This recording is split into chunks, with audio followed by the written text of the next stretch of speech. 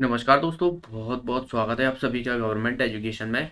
दोस्तों, जो लोग ग्रुप टू सब ग्रुप 4 की अभी तैयारी कर रहे हैं, जिसका री एग्ज़ाम होने वाला है, री एग्जामिनेशन, तो उसके अभी एडमिट कार्ड जारी हो चुके हैं।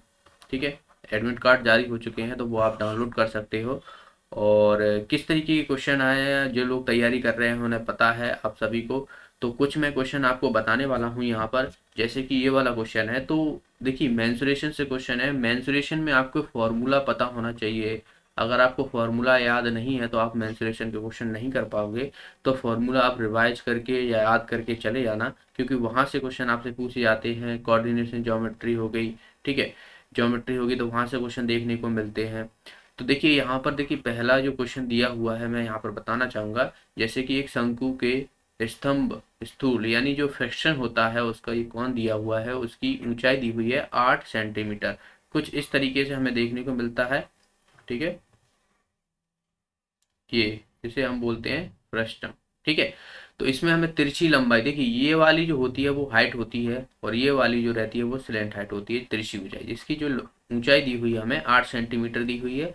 और इसमें वृत्त के आधार का परिमाप दिया हुआ है। तो जाहिर सी बात है, ये वाला छोटा है, ये वाला बड़ा है, तो इसका परिमाप दिया हुआ है 12 सेंटीमीटर और इसका दिया हुआ है 20 सेंटीमीटर। तो सबसे पहले हमें इसकी त्रिज्या पता होना चाहिए क्या होगी, क्योंकि जो हम वक्र पृष्ठ के क्षेत्रफल निकालेंगे इसका, वो दरअसल होता है pi into L into R plus capital R. ये आर जो रहेगी वो छोटी त्रिज्या रहेगी और ये वाली बड़ी त्रिज्या रहेगी। ओके, तो यहाँ से आप देखोगे कि 2 पाई आर आप सभी को पता है, ये R1 हो जाए, इसे हम आर मान लेते हैं, और 2 पाई कैपिटल आर जो है बड़े वाले को। तो इसकी तो परिमाप दिया हुआ है 12 सेंटीमीटर और इसका दिया हुआ है हमें 20 सेंटीमीटर। ओके, तो ये परिमाप दे दिया हमने। यहाँ से अब हम त्रिज्या निकाल लेंगे। देखिए पाई का आपको मान नहीं करना है, यहाँ पर आगे चल के वो कट जाएगा। तो यहाँ से देखिए ये कितना हो जाएगा, 6/पाई हो जाएगा। और यहाँ से आप देखोगे कैपिटल आर की वैल्यू जो होगी वो 10/पाई हो जाएगी। ओके, अब हम सीधा सीधा इसमें जो है फॉर्मूला में रख देंगे। देखिए पाई का मान ऐसे रख दूंगा, स्लैंट हाइट पता है 8 है, और ये देखिए आर जो है यहाँ पर छोटी 6/पाई है, और प्लस, और यहाँ पर आप देखोगे 10/पाई ये हो जाएगा। तो देखिए यहाँ से पाई दोनों में से कॉमन लूंगा तो ये कट जाएगा कि, और यहाँ से आप देखोगे 8 इंटू 10 और 6 16 हो जाएगा, और इसका वैल्यू जो होगी 128 के बराबर। तो 128 सेंटीमीटर स्क्वायर जो रहेगा वो इसका पृष्ठीय क्षेत्रफल देखने को मिलेगा। तो ये सीधा सीधा फॉर्मूला पे बेस्ड था। आपको अगर फॉर्मूला आता है तो आप क्वेश्चन कर जाओगे, वरना आप जो है इस क्वेश्चन को छोड़ना ही पड़ेगा। तो फॉर्मूला आप अच्छे से याद करके जाना, क्योंकि यही चीज़ें आपको हेल्प करेंगी। क्वेश्चन प्रैक्टिस कीजिए जितना हो, जितना ज़्यादा हो, जितनी भी दिन है आपके पास ज़्यादा से ज़्यादा टेस्ट सीरीज लगाइए। पर डे आप टेस्ट सीरीज लगाइए, क्वेश्चन प्रैक्टिस कीजिए। नया कुछ करने की ज़रूरत नहीं है, जितना पढ़ा है आपने वो ही रिवाइज कीजिए बार बार।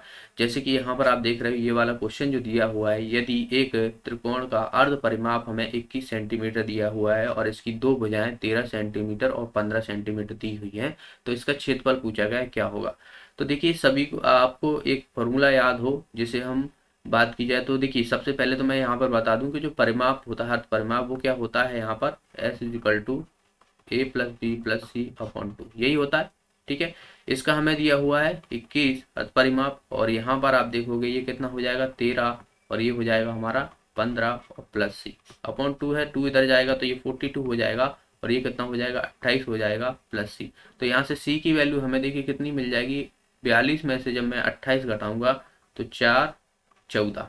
ठीक है, 14 जो है हमें मिलेगी। अब हमें पता पड़ गया कि जो त्रिभुज की तीनों भुजाएं हैं उनका सबको पता, देखिए 13 ऐसे मान लेता हूँ, 15 ऐसे मान लेता हूँ, 14 ऐसे मान लेता हूँ। ठीक है, अब इसमें जो है हम एक फॉर्मूला याद रखते हैं, जिसे हम हीरोज का फॉर्मूला बोलते थे। हीरोज का फॉर्मूला क्षेत्रफल निकालने के लिए हम यूज करते थे त्रिभुज का under root s into s minus a s minus b s minus c. ये आपको याद हो तो इसी फॉर्मूले से हम जो है लगाएंगे। तो यहाँ पर हमें पता है कि एस की वैल्यू यहाँ पर अर्ध परिमाप जो दिया हुआ है वो 21 दी हुई है यहाँ पर देखिए। तो मैं यहाँ पर सीधा सीधा इसमें वैल्यू पुट कर दूंगा 21, यहाँ पर 21 माइनस 13, 21 माइनस 15, 21 माइनस 14। ठीक है, अब यहाँ से हम सीधा सीधा जो है यहाँ से निकाल पाएंगे। देखिए 21, इसमें से कितना हो जाएगा, 21 में से 13 जाएंगे तो साथ 8 बचेगा, और यहाँ पर आप देखोगे 6 बचेगा और यहाँ पर आप देखोगे तो 7 बचेगा। तो देखिए इसको मैं तोड़ लेता हूँ पहले। 21 को 7 गुणा 3 होता है, तो देखिए 7 एक ये रहा, एक ये रहा, तो ये रूट से बाहर आ जाएगा 7। और यहाँ पर आप देखिए इसको तोड़ लेता हूँ, 2 3 6, तो यहाँ से देखिए 3 ये रहा एक और एक 3 ये रहा, तो यहाँ पे 3 बाहर आ जाएगा। और ये कितना है, 8 और 2, 8 दूनी 16 होता है, और 16 का आप रूट लोगे तो 4 आता है, तो 4 बार आ गया। तो यहाँ से अब हम देखेंगे कितना हो जाएगा, ये 21 गुणा 4 यानी आप देखोगे 84 जो है इसका आंसर हो जाएगा। तो 84 सेंटीमीटर स्क्वायर जो है इसका क्षेत्रफल आ जाएगा, यानी इसका आंसर आ जाएगा हमारा डी ऑप्शन। ओके, तो यहाँ पर भी आप देखिए ये भी फॉर्मूला पे बेस्ड था, आपको फॉर्मूला अप्लाई करना आना चाहिए। देखिए फॉर्मूला याद भी कर लेते हैं कुछ लोग, पर उन्हें अप्लाई करना नहीं आता है। तो अप्लाई करना कहाँ से आएगा, तो आप जितना प्रैक्टिस करोगे तभी आपको ये देखने को मिलेगा। ओके, अब ये वाला है, तो यहाँ से देखिए हमें एक ये सर्कल दिया हुआ है, इसके बीच ट्रेंगल दिया हुआ है और एक लाइन दी हुई है। तो इसमें एक स्पर्श रेखा खींची गई है, ये वाली पी और क्यू। तो इसमें हमें एक एंगल दिया हुआ है सी बी क्यू। देखिए सी बी क्यू यानी ये वाला जो एंगल दिया हुआ है हमें दिया हुआ है 70 डिग्री। हमें क्या कहा गया है, बी ए सी, यानी ये वाला एंगल हमें निकालने को कहा गया है। तो एक सीधी सीधी प्रॉपर्टी होती है कि जब भी आपको सर्कल दिया हो और इसको टच करती हुई कोई लाइन जा रही है और अंदर जो है वो ट्रायंगल बना हुआ है, तो ये वाला एंगल जो होता है वो इसी एंगल के बराबर होता है। ठीक है, ये हमेशा याद रखना, ये वाला एंगल जो रहेगा वो इसी के बराबर होता है। तो यहाँ पर हमें 70 दिया हुआ है, तो इसका भी एंगल जो है वो 70 के बराबर होता है। तो ये सीधे कुछ डायरेक्ट प्रॉपर्टी होती है जो आपको याद होना चाहिए। ठीक है, तो यहाँ पर भी इसका आंसर क्या हो जाएगा हमारा 70 डिग्री। ओके, 70 डिग्री जो है इसका आंसर हो जाएगा।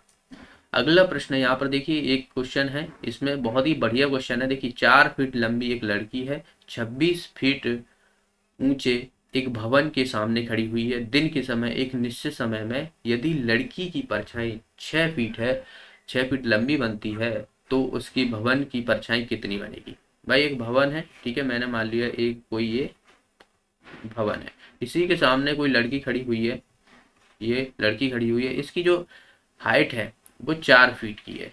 ठीक है, 4 फीट है। और वहीं हम बात करें जो भवन है उसकी जो है 26 फीट है। लेकिन एक समय में जो है देखा जाता है एक दिन के, तो इसकी जो परछाई है, मान लो ये परछाई बन रही है इसकी, तो ये कितनी है, 6 फीट है। तो हमें पूछा गया है कि ये भवन की परछाई कितनी होगी इसी टाइम पर। तो देखिए आप सोचिए कि 4 फीट है कि लड़की है, तब 6 फीट की जो है परछाई बन रही है, तो 1 फीट की अगर हम देखा जाए तो यहाँ से वैल्यू 6/4 होगी। होगी कि नहीं होगी, यानी आप देखोगे कि 3/2 होगी। अब देखिए 1 फीट की वैल्यू हमें परछाई कितनी मिल रही है यहाँ पर, 3/2। ठीक है, 3/2 मिल रही है। हमें 26 फीट की परछाई निकालनी है, क्योंकि टाइम वही है, दोनों का सेम ही टाइम है। तो हमें 26 की वैल्यू निकालनी है, तो 26 से मैं इधर मल्टीप्लाई कर दूंगा, क्योंकि मुझे 26 की वैल्यू निकालनी है, तो मुझे 3/2 में भी 26 का मल्टीप्लाई करना पड़ेगा। तो यहाँ से देखिए ये कितना हो जाएगा, 13 हो जाएगा, और 13 तिया 39। तो 39 फीट जो रहेगी वो भवन की परछाई होगी। तो यहाँ पर इसका आंसर क्या हो जाएगा हमारा, ए ऑप्शन दरअसल इसका आंसर हो जाएगा। आसान था, ठीक है, बस यहाँ पर थोड़ी एक चीज ध्यान रखनी थी, यहाँ से हमें दरअसल जो है 1 फीट परछाई कितनी बन रही है ये निकालनी थी। तो आसानी से हम जो है 26 फीट या किसी भी कितनी भी फीट की आपको परछाई निकालने की, उसकी परछाई कितनी लंबी है आसानी से निकाल पाते। ओके, तो आपने देखा कुछ इस तरीके के क्वेश्चन आते हैं।